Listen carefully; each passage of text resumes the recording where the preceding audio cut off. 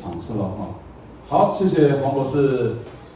Okay, so next we will continue to next speakers. Yeah, the next speaker is my student. So it looks like great-grandson students of Professor Lee. Okay, so let's invite Dr. Xie, Michael Xie. Okay, please give a big hand, your big applause to Dr. Xie.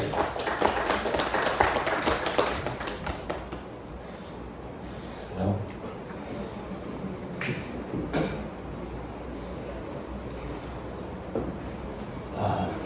大家好，我是谢德荣博士。我说中文说的不好，所以今天我用英文。I'm Dr. Michael. So right now, last week I have a flu, so my voice a little bit cracking. So I hope that you can understand what I'm trying to say. So today I'm going to talk about the genetic engineering E. coli.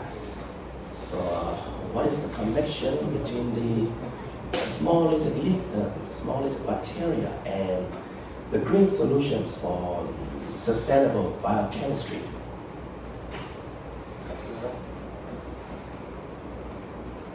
So my research field, as I just mentioned, I'm working with the genetic engineering. So I use genetic engineering and modify the genetic material inside the bacteria, and then to create the strain that is desirable for any production, any kind of biomaterial. Like, for example, right now I'm focusing on the bioplastic, PHA, ELA. So you can see right now what I'm holding right now is a petroleum-based plastic bottle. And this one, although it's very thin, it will take a few hundred years to be completely disappear from the environment, which is opposite to what I'm holding right now is my sample of PHB. So this PHB, if you put it into, like, let's say, marine environment, plus a little bit of the UV light, then something like, for example, if this tube is made of PHB, then it can be completely disappear in less than a year under the marine environment. So for today, I'm going to talk about the 12 principles of the green chemistry. So, and what does the E. coli do with these 12 principles? And then I'm going to introduce to you the basic of the genetic engineering. And also I'm going to share about the case study of my most recent study based on material strain named PHB8. So you can already see that the name PHB, that is for production of PHB. So first I would like to give my appreciation to Dr. Keller, who has already given a very detailed explanation regarding to these 12 principles of green chemistry. So I think now I just need to tell what is the relationship of the E. coli and these 12 principles of green chemistry. So for the first one, pollution prevention. So as we know that it's better to not produce any pollution than cleaning it up. And for the E. coli here, we actually don't clean up anything. We don't prevent anything. We don't even need to prevent the pollution. We use the waste. We use the waste directly to produce the product that we want. For example, in my case, the PHB production, in my recent study, I used crude glycerol. So crude glycerol is nasty waste from the biodiesel production. So let's say that if we produce 1 ton of biodiesel, then we're going to produce 10% of that same amount, which is a crude glycerol. And the crude glycerol is actually very toxic, and not many living organisms can use that. So the second one, for the A10 economy. So just make it simple. You have 1 banana, and you want to make a smoothie. And so 1 banana is equal to 0.9 smoothie plus 0.1 banana waste. So just like that. In the E. coli, in my case, I use E. coli, and E. coli eat the waste feedstock to produce the product. And my job is to try to modify, to optimize the genetic material of the E. coli so they can convert as many of these waste feedstock as possible to become the valuable product. And for the hazardous prevention, actually I think a lot of people here is a student from Professor Chung, right? So I believe that many people, they also have some experience in working with fermentation. And let me tell you, doing fermentation, we don't care about if something is flammable or something is too toxic. If you smell it, if you inhale, if you touch your skin, it doesn't harm you anything from fermentation. It's the same stuff, it's the same chemical. So you see, when I'm trying to make a fermentation, what I need to add into the fermenter is inorganic salt, low concentration, and maybe just add something like a sodium hydroxide or chloric acid, very low concentration. So all of the chemical used in the fermentation of the E. coli is safe. And also solvent. We don't use any specific solvent. All I need is some water to dissolve the salt so that E. coli can eat them. And for the energy efficiency, so you see that bacteria, they're very small. You cannot even see them, so they use very less energy. It's unlike when you're raising the pig or raising the cow or something like that. Then you need to give them the space to live. You need to make them happy. You need to make sure that they are warm or they are cool. So for the bacteria, we just give them very little space for them to live. Give them food, and they grow up and give us a product. For the number 7, renewable feedstocks. So as I just said, we use the crude glycerol. That is actually, we can say that is renewable. Or if you don't want to use some waste feedstock like that, we always can use something that we can grow. So right now, like to produce the POA, the nature work, they have the whole farm of sugarcane. They make sugarcane and they use that sugar to feed the bacteria so they can produce lactic acid as the precursor for the bioplastic PLA, polylactic acid. And for the derivatives reduction, so we know that the less step, the better. So all of the reaction in any fermentation using material like E. coli, many reactions just happen inside that single cell of the E. coli. All we need to do is just to give them the food so they can live and then make the reaction to produce our product. So as you can see that if we use the chemical, any chemical reaction, we need to give them a certain conditions so they can happen. And that is just for one chemical. How about we have 10 reactions? 10 reactions, we have 10 same conditions. We need to separate into maybe 10 reactors. But for the E. coli, all the bioreaction just happen inside the E. coli, and we just need only one reactor. And for the catalysis E. coli, they make the catalysis by themselves, which is called enzyme. And designed for degradation. So as I just tell you, PHP on my hand, 1 year under the sea with UV light. And for the RT monitoring, so we just need to have a very simple control for the reactor. And of course, because from the beginning, when you capture the E. coli, is the possibility to have any hazardous incident is already very low. Okay, so that is the relationship between the E. coli and the 12 principles of the green chemistry I just briefly introduced to you. And now, go to the basic genetic engineering. So this all starts with the molecule called enzyme. So you see that if you want the reaction to happen, you need to give them the activation energy.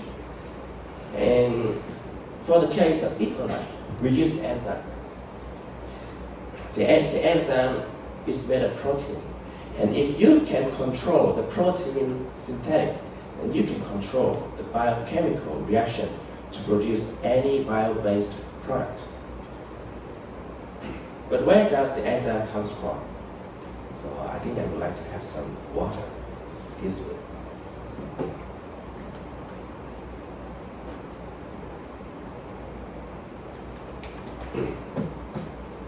So now I'm going to talk about how the enzyme is synthesized inside the E. coli. So everything starts with the process of translation. So we have translation here. The protein is synthesized by the ribosome inside the bacteria using the mRNA. So I believe that a lot of people here, you heard about the mRNA from the vaccine COVID-19. And with the amino acid in the reaction called the translation, and we have the protein. And the mRNA is synthesized by the RNA polymerase based on the very coded life, which is a DNA. So DNA is made of 4 molecular nucleotides. The short name is ATGC: adenine, thymine, guanine, and cytosine. So that ATGC are just the same, people by people, species by species. They are all the same, ATGC. So this code, yeah, they're all the same. So all the genetic designing works are based on that molecule, which is a DNA. So I'd like to introduce to you, this is a simplified PHP production process inside the bacteria. So we can already see that we have 4 chemicals, right? And 3 reactions. And each of these 3 reactions require 1 specific gene to happen. And here, let's say that this is a kind of this DNA sequence of the gene. It's not 100% match, but I just give you an example. But you can see that it's very long. So like this file A, it has 1,182 base pair. And this one, file C, is even 1,770 base pair. So the question is, how can we work with so many texts like this? So we use bioinformatics. So for example, this is the vector NTI software. So you can see that all of the gene right here, the position of the gene, the order of the gene, like file C first, and then file A, and then file B. And the detailed sequence of the gene is all written here, like in this software. So to understand this map is very important for the genetic engineer. So we can do the planning, designing, or the strategy that we want to optimize our production. And we also can predict what is going to happen in our production. So this is a simplified scheme for all of the genetic works and also the fermentation. So first, we get the interest DNA that we want from the source that we think is reliable. And we do some techniques like we do PCR, we use the restriction enzyme card, and then we just stick them together just like paper. And then we're gonna put that artificial gene into the bacteria through many techniques like transformation, electroporation, and genomic integration, and the latest one is a CRISPR. CRISPR, we can also use this one to edit the human genetic material. And through so many cloning process like this, and we have the strain that we think is gonna be desirable for our production. And of course, we need to use this strain for the fermentation, and we do the analysis, and we do some processing to get the final product. Like in this case, it's a PHA. So right now, I'm gonna introduce to you, I'm gonna explain to you my latest research regarding the development of the strain PHB8. So I already applied for the patent for this strain and send some instance of this strain to the BCRC Taiwan, so they keep it. So as you can see that this is the pathway, the metabolism pathway, so of the PHB production. So it's quite complicated, I think. So the first thing in our lab, we already have the strain, which is designated as the N31, which is capable of using the crude glycerol, but it cannot produce anything. If you want them to produce anything, we need to add the gene that can help them to do the production. So that's why PHB1 as N31 with the additional FAR-CAB offering, which is right here the pathway FAR-CAB. So once we added this one into the PHB, so it will start to produce PHB from 0 gram to 0.22 gram per liter in a flat scale. And then, if you take a close look at this pathway, you can see that this is acetyl-CoA, and that is a precursor for the PHB. But this acetyl-CoA also is a precursor to produce acetic acid. So you can see that in this graph, the green color that is acetic acid, they produce so many acetic acid. So that's why the second step to create the PHB8, which is a PHB2, is to delete this gene, PTA. So acetyl-CoA will no longer go to this pathway to produce acetic acid. So you can see that PHB2, the green part, acetic acid is very low already. And also the production is double, I think, 0.45 compared to 0.22. And for the next step, which is the PHB3, we add another FAR-CAB offering, and the final result is we have 1.4 gram per liter, which is 3 times compared to the PHB2. And for the next step, so you see that acetyl-CoA also need to enter the TCA cycle to provide the energy for the bacteria. But we don't want a lot of acetyl-CoA to enter this cycle. Yeah, of course we want some of them to enter the cycle, otherwise they cannot live. So we just try to reduce the expression of this gene, GLTA, which is to combine the acetyl-CoA and the oxaloacetic acid to the citrate. So in the end, we have just a little bit increase in the PHB production, 1.6 gram per liter. And then also for this step, for acetyl-CoA to the 3-hydroxybutyrate-CoA, which is catalyzed by the enzyme produced from the FAB. We have the NADPH here, and so that's why I enhance this PNTAB gene, so I have more NADPH. So the result double the PHP production. And also, in order to have more acetyl-CoA, I also enhanced the gene ACEEF to convert the pyruvate to the acetyl-CoA. So for this one, the production goes to 4.9 gram per liter. And this is so far in our lab is the highest performance for the PHP inside the flask scale. But if you want to scale up, we also try another strain, which is a PHP 8. This is the final strain that we patent this strain, and we keep this strain in the VCRC. So we're adding another fast CAB offering, and this is the final result. Okay, this is my mistake, PHP 6. The PHP 6 fermentation only can yield 18.1 gram per liter. But for the PHP 8, it's double, 36.3.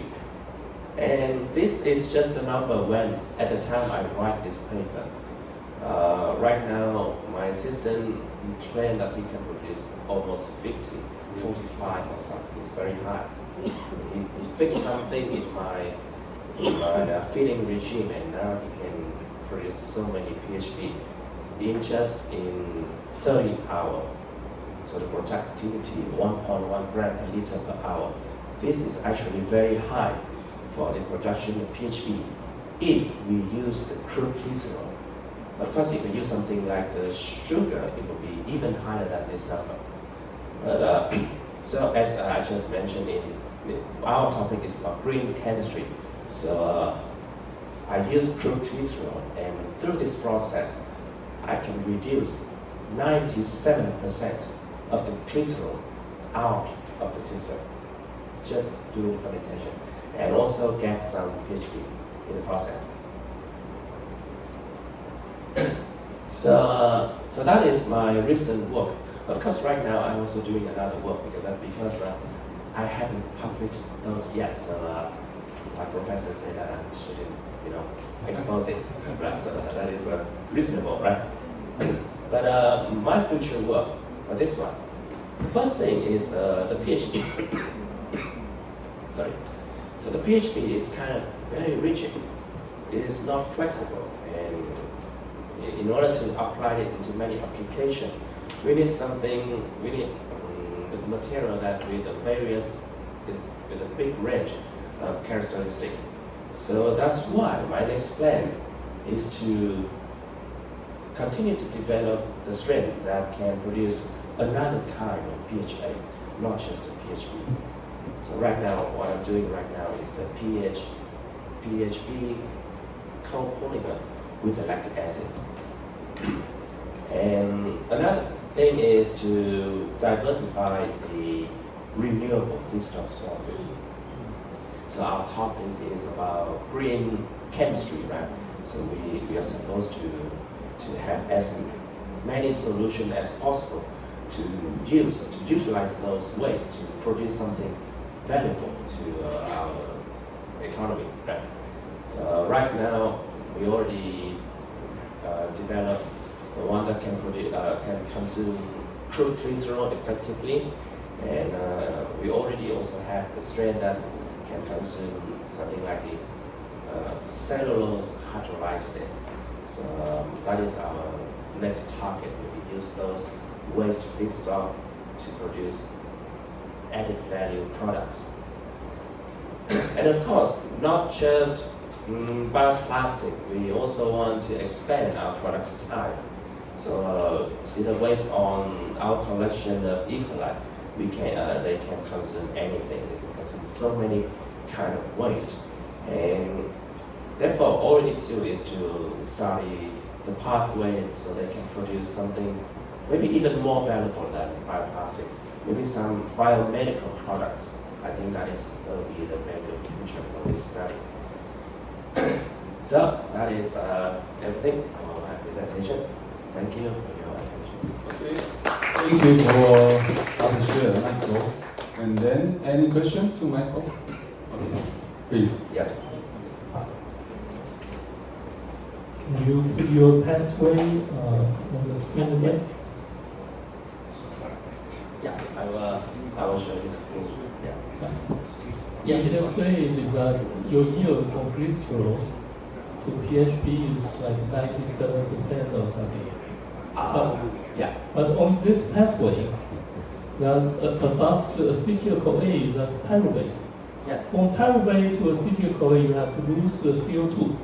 So you have to lose 49% of your molecular weight. How can you still possibly achieve a 97% of total yield? First, I'd like to thank you for your question, but I think there is some misunderstanding for this number 97%. So actually, our yield for 1 gram of crude glycerol, we can produce 0.3 gram of the PHP, and 1 to 0.3 right now, that yield is already very high, which is only 30%. But actually, this number, 97%, is the crude glycerol from the beginning I used. I put in, like for example, I put in 100 gram, but in the end, in the liquid culture, when I analyze, I only have 3 grams left. So that is the meaning of this 97%.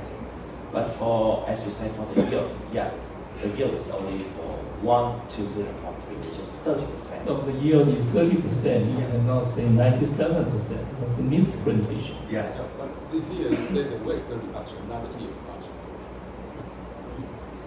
Waste reduction. Yeah, waste reduction. You lost the 70% Yes. to the CO2, so you cannot say that's a waste reduction. Glycerol is something very expensive right now.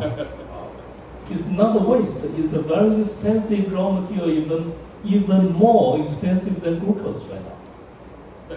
So you maybe That's not a waste. yes, substrate or Okay. the source. And in fermentation, we present the yield. How much material you put in, how much final product you got is 30%, which is correct. Yes. Okay. Yeah, Another comment is you should only present what you know are the truth. You just say NatureWorks grows sugarcane and use sucrose, which is not true. NatureWorks production facility is in Blair, Nebraska, which I have personally visited. There's only corn, so they use corn starch converted into glucose for fermentation. They're not using sugarcane. There's no sucrose involved here. Okay. This is scientific presentation have to base on facts, not based on your imagination. Sorry for me to say that. Thank you for your comment. Oh, any question? Okay.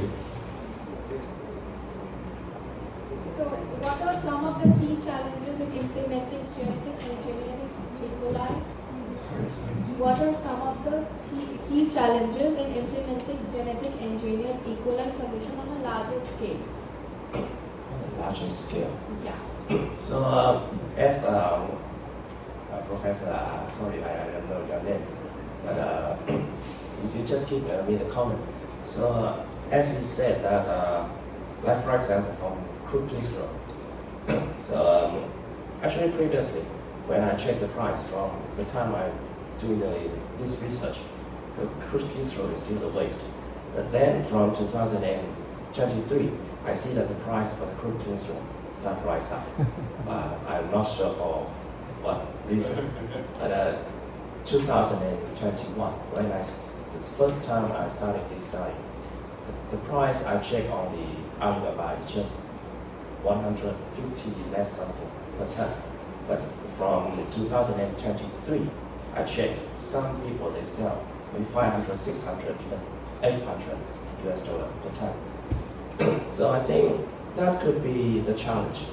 Because you see, 2 years ago it's just a waste, but 2 years later it's valuable product. We cannot know that. So that is the challenge. We need to utilize as many kind of feedstock as possible. We cannot just rely on just one single feedstock like the crude glycerol. And also, the professor also suggests me that 1 gram to 0.3 is actually very very low yield. So yes, I already know that it's 1 to 0.3 is very low. So, but actually for the case of the crude glycerol, for my study, I try my best just get 0.3. So that is also the challenge because you use the waste, so it's not really desirable for the fermentation. And there's so many pathways that we haven't discovered yet, which is based on the thing that we already know to make this kind of product. Okay, and then another question? 一下，来，这个 project，我们这个是由这个赵教授哈，他是在 biotech 做的非常不错，实际上做了很多其他的领域。早期他们是用 glucose 是从这个 starch 从 starch 或者是淀粉做 glucose 来做 lactic acid， 做 lactic acid。那现在后来呢，又这 biodiesel 有很多的这个 crude 的这个 glycerin 很便宜，所以我们就开始用这个 glycerin 来做 lactic acid， 这部分做的还不错，现在还继续在做。做完以后呢，就是 Michael 就是用 glycerin 来做 PHP 就做 PHP， 主要是希望用 glycerin， 不要用这个 corn starch 跟这个或者用 sugar 跟这个所谓粮食来 compete。Food starch, corn starch, oat starch, etc. We are using just glycerin as a biodiesel. This is a very cheap one to use this as a feedstock for the lactic acid and for the PHP, PHA, like that to do it. The PHP and the PHA. 这个 PHP 是海洋生物 degradable 的 plastics。这一部分呢，直接是用 microorganism 用 E. coli 来制造它的这个所谓 polymers。直接不是 synthetic way， 完全是用 biotech way 来制造这个植物。但这部分呢，还是实际上它还继续在 improve 当中。但是我们这个计划呢，现在是由科技部支持了2年计划，就由科技部 support， 所以我们视为呢 participate 来支持这个所谓产学合作。但这部分我们最重要，我们是视为公司做 biotech， 视为公司不是做 biotech 的公司，我们是说。干养教的，所以因为我进去很想在这个训练一些 biotech 人才。现在 biotech 人才是非常重要的，在河南，但是我们佛大有一些基础，因为我有在France关系，所以我们想一起支持在这个领域，所以我们花了好多的钱来支持我们赵教授来做这个 biotech 的这个实际上我们的意向意图呢，借助这个用 lactic acid biotech 来做 lactic acid 做 PHP， 最重要是 training 我们这个研究人才，将来希望在其他领域来发展，会 copy 来所做像这个 antibody 甚至抗衰老的这些 ethylene heparin 这种所谓 medicine chemicals， 这个才有 value。实际上在 lactic acid 现在竞争的很剧烈，在 PHA 是非常 cheap 非常 low end， 都是用大量的微生物细菌，就是它就可以做了。我们用 biotech 主要是训练人才，所以未来我们希望走到这种 specialty chemical， 甚至在其他领域来做发展。世卫公司只是投资，这是 initial funding， 但我们最重要现在培养了3位这方面人才，是 postdoc， 还有这个博士学生等等这些人才那换句话说，我们也是一个尝试。现在呢，有更多的年轻的人来学习这个 biotech。实际上，这个 biotech 这个在化学学是非常艰巨的，这个面是要生物化学背景很强，所以这是很辛苦的。一般人不是学这个 biochemistry 不太懂让来做这个东西看起来像是天书。实际上呢，这个问题我们还是继续努力。是不是我们世卫公司继续要支持这个计划？说实在话。因为这个是在公司来讲没有 commercial 的这个应用化是不愿意支持，所以我们也是赶快在这个领域，我跟赵教授也在谈因为在冯甲有这么好的一个平台 biotech， 我们绿能中心也是做发酵，甚至在也有很多的这个人才也是在绿能中心，我们再转过来的，所以在这部分呢，我们是持续的来支持怎么支持法呢？可能我们会有一些转变，因为公司是讲研究的是希望有这个有产出，像我们做 academic 支出是没有产出的，所以在这一部分呢，应该是国家支持，所以我们希望在这方面呢，我们要 speed 要做其他的这个变化，我们现在要 heparin 来和沈重保险已经开始做准备，还有这 ethylene 这抗衰老的这些所谓纯粹的植物的氨基酸，这是非常重要的一些 就是 nutrient supplements 这块是从这个来仿生这个菇类里面这些产品，那这些呢可以创造出 value add 这部分就是他未来的工作。反正 biotech 是一个未来的科技啊，包括这疫苗啊，这是现在疫苗，还有我们现在吃的这个那个 drugs for COVID-19， 这是非常重要的一些所谓这个 biochemicals 或者 drug chemicals 这部分呢，可能会创造很多的这个利益。好，那我想这块是我们大家继续努力。好，非常谢谢。不知道谁还有什么问题没有？呀，来。这个不是我专业的，但是以前我在那语中心的时候，我底下人有养过菌，所以你要 mass production 基因的，你不是你是 Coli 的吗 ？Coli 的。哦。mutation。不是，我是说 mutation 很重要，他应该知道，就是说这个东西你要 controllable， 一定要，对不对？How to avoid the mutation because it's one of the most important So, thank you, Professor, for your question.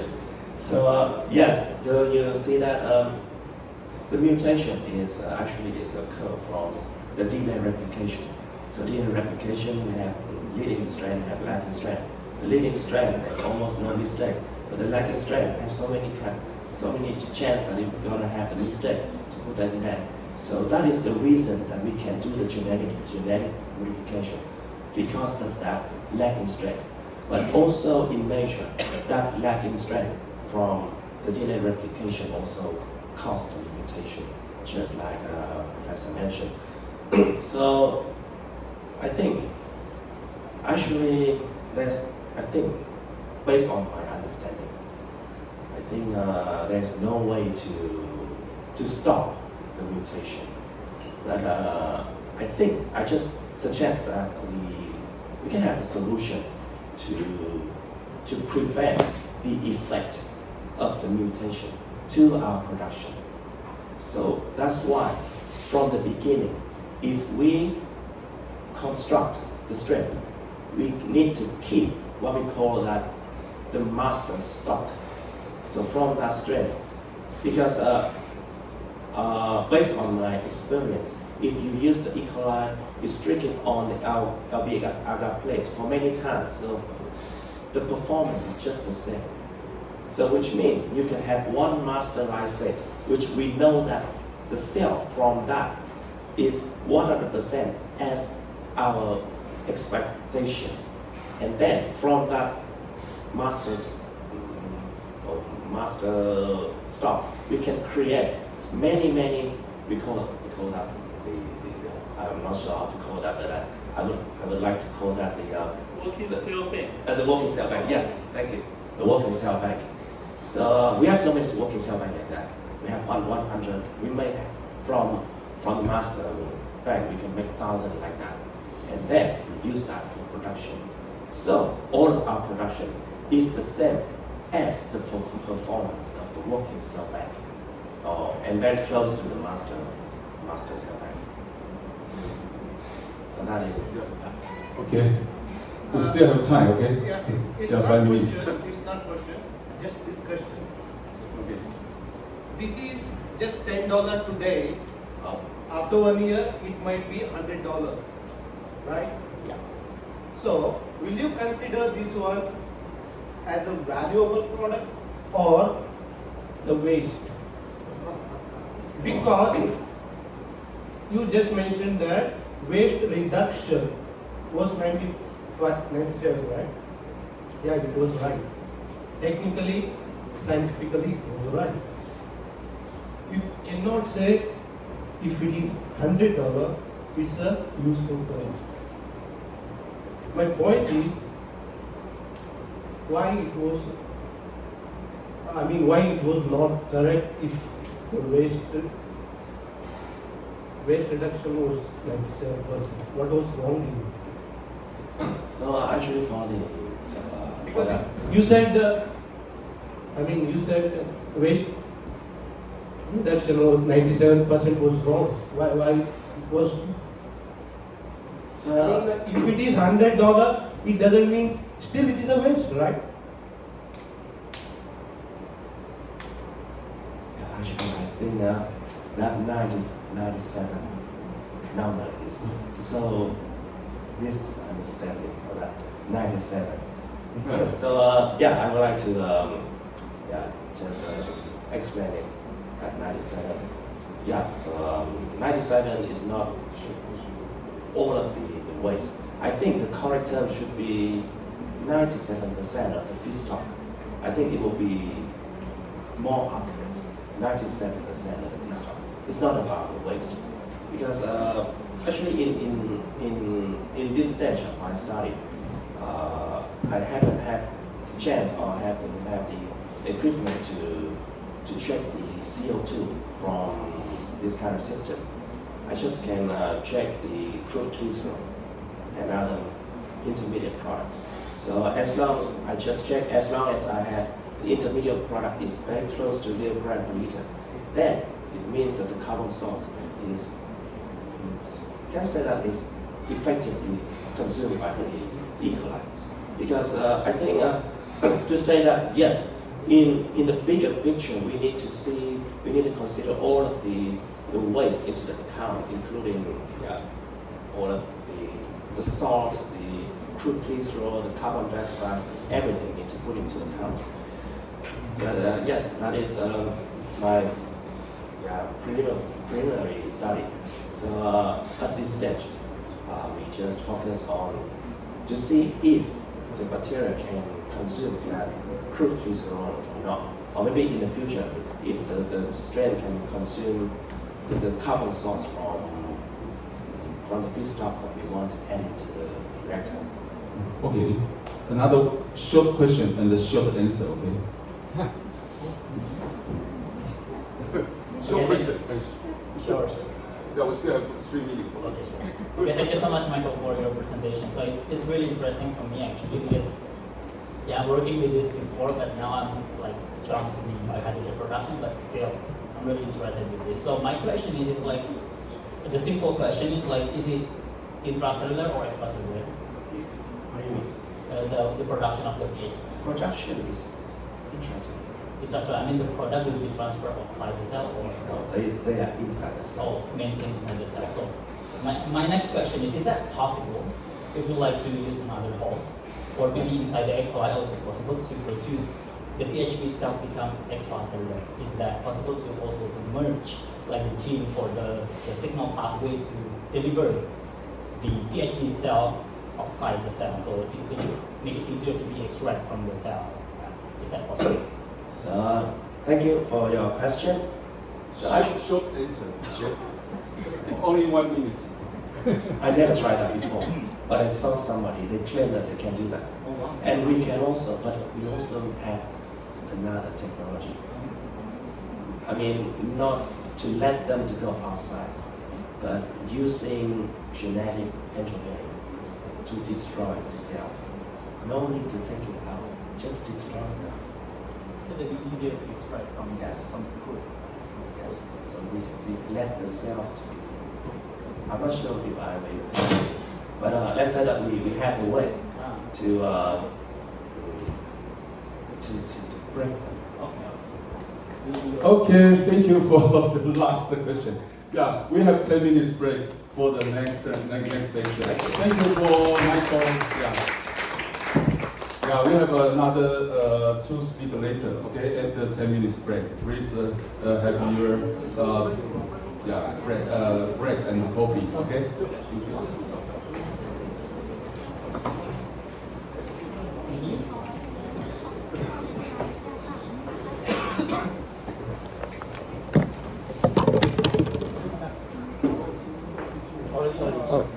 What's that?